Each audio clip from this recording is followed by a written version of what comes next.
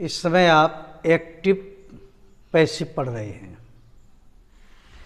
Active passive में tense में verb परिवर्तन आपको पिछले टर्न पर प्रोनाउन परिवर्तन पढ़ाया गया था।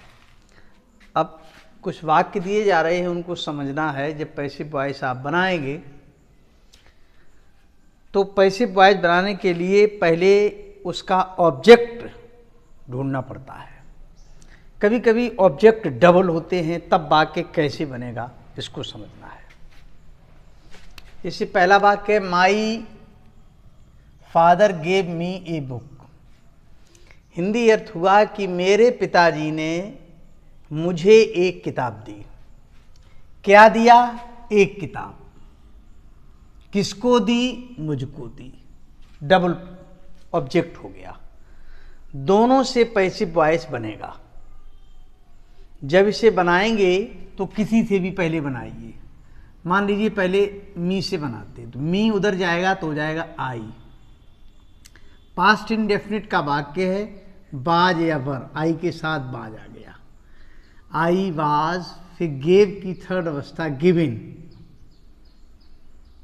आई वाज गिविन और ये आ गया a book. I was given a book by my father.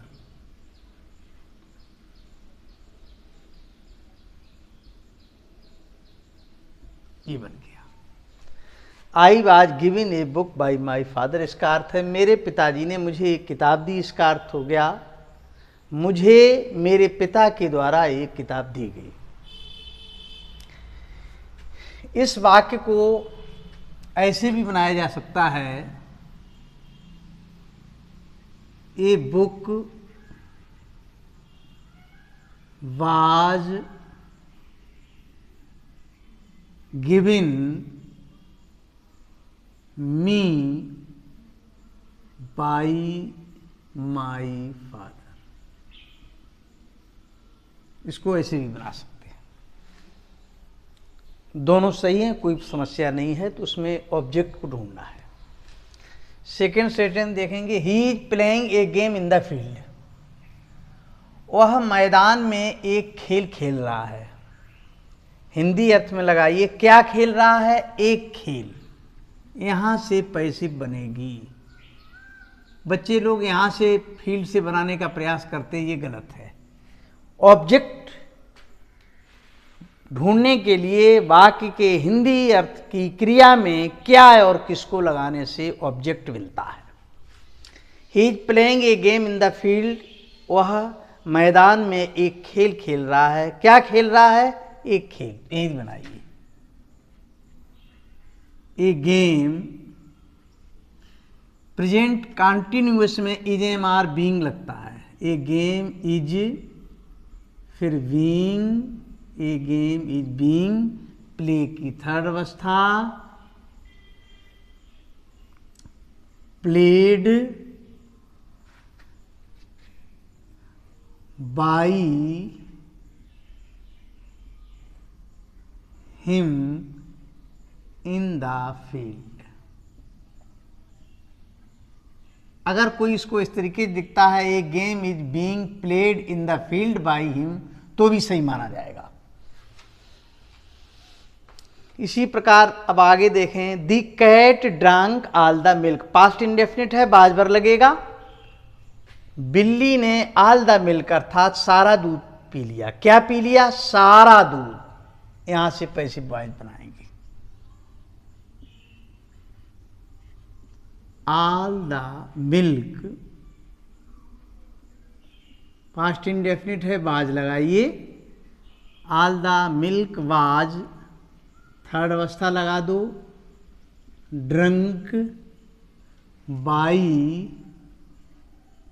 The cat. पूरा दूध बिल्ली के द्वारा पी लिया गया। नेक्स्ट है, the boy killed the snake with his stick. लड़के ने छड़ी से सर्प को मार दिया। किसको मार दिया? सर्प को मार दिया। बस यहीं से पैसिव बनाया जाएगा। The snake was killed, third अवस्था लगा दें, killed with his stick, with his stick by the boy.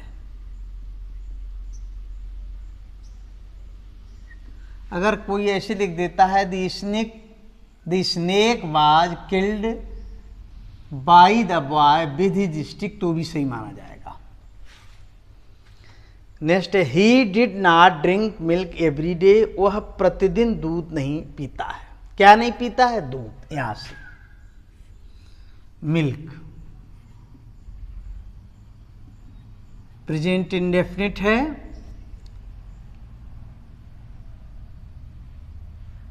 Past indefinite है। He did not drink milk every day, उसने प्रतिदिन दूध नहीं पिया। पास्ट इंडेफिनिट है, बाद लगेगा।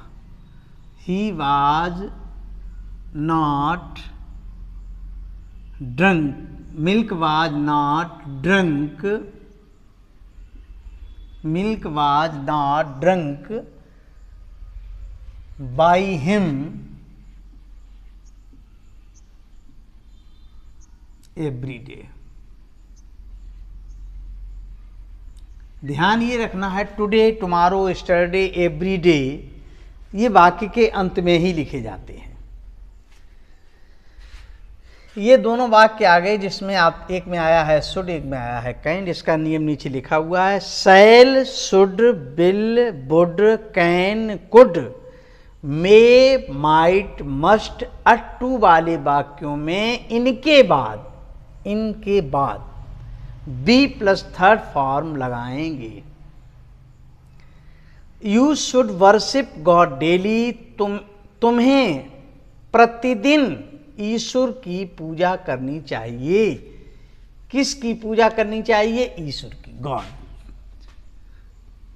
गॉड पहले आ जाएगा। गॉड शुड के बाद बी बताई गई है, लगा दिया है। वर्शिप की third form WORSHIPPED, worshipped by you